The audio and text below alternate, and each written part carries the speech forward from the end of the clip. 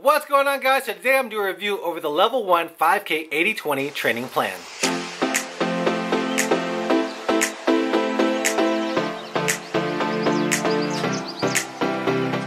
Alright guys, if you've been watching my channel for the last few months, you guys know that I've been doing the 80/20 level 1 5K training plan for the last 9 weeks. And I actually finished it about 2 weeks ago. Right now I'm doing a level 2 training plan. But today in this video, I'm telling you my thoughts and my review of this training plan. And in this video, we're going to go over what exactly the 80/20 training plan is. I'm going to tell you about the level 1 training plan and why I chose that. And finally, I'm going to tell you what I really think about the program and if it is worth doing for you.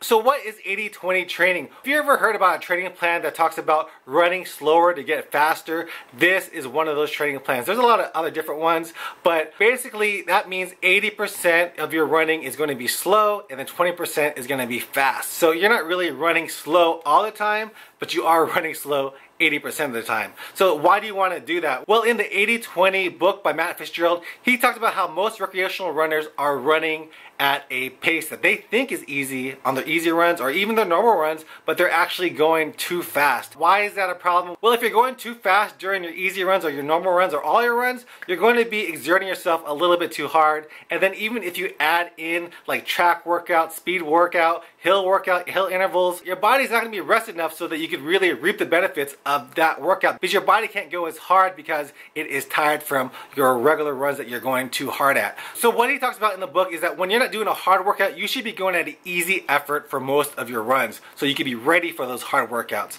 And the effort is measured by different things. It could be measured by your pace, it could be measured by how you feel, and it can also be measured by heart rate. So heart rate is the way that he suggests to measure effort in the book. It'll just react to different stresses on your body as compared to if you just go by pace or just by how you feel. And he also says that when runners did go by how they felt, they still went too fast for their training method. And then how I got my heart rate zones, I used the math equation to do that, which is 180 minus my age. So my max heart rate at zone 2 was 140. So 2 weeks before I started the program, I did run all my runs at a 140 or below. And when I did start, my pace was really slow. I would fluctuate in my heart rate a lot because, I just wasn't used to the training. I mean, I was going probably a 13 to 14 minute pace and my heart rate was at 140. It kept on going higher or lower. So I had a lot of issues with that at the beginning.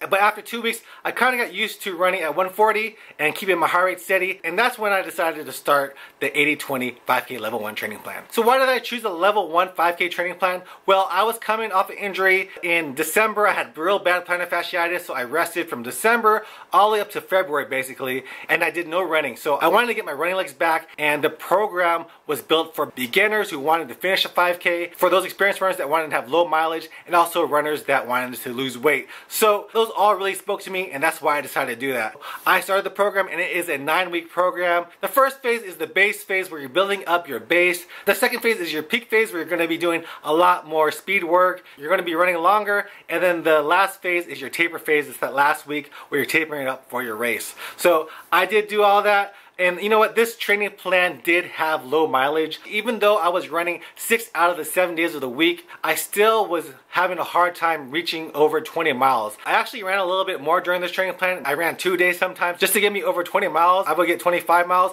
But if you follow the plan strictly, you would probably get about 15 to 16 miles if you didn't do any cross training days. And the workouts were a little short, especially for the foundation runs. They were sometimes only 15 minutes long. So the runs were really short, which is good for those beginners who are just getting into running. But for someone like me who has been running for the last 10 years, I found that it was a little bit low on mileage. But that's what I signed up for, so I wasn't too disappointed in that. So in the program, when you weren't running slow, you were going to be doing speed work. And the speed work sessions were short, but they were hard. They were intense. Like you would be running in zone 5, basically all out for about 4 to 5 times for 30 seconds. And I'm telling you, even if it was short, I was spent and I was tired because I went all out. I tried to do my best to follow the training program to get strong and to get faster.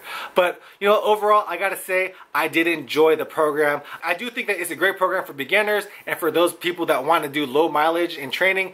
But I think if you already finished a marathon or more, you might want to move on to level 2. Even though it does get difficult with the speed work, the foundation running part is not going to be enough mileage for most runners. So all that being said, did I make progress with this training plan? Well, let's see. In 2019, my fastest 5K was about a 29-minute 5K.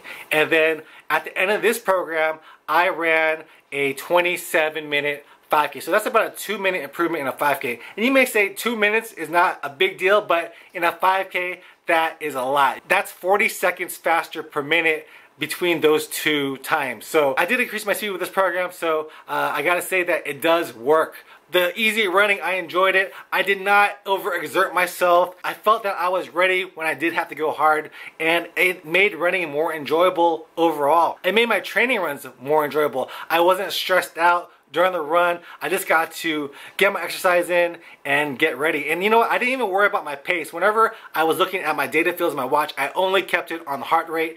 I didn't care if I was going at a 12-minute pace, a 13-minute pace, a 10-minute pace. I just ran to my heart rate and just ran to enjoy it. And I never really overexerted myself on those foundation runs. And when I had to go hard, I went hard. So I did enjoy that part of the program. So is this a good program for you? Well, like I said, if you are a beginner runner, this program will definitely get you to finish a 5K. But I think that if you have any experience in running, you might look to a level 2 training plan, because the level 1 is just going to be not enough mileage to satisfy your running needs.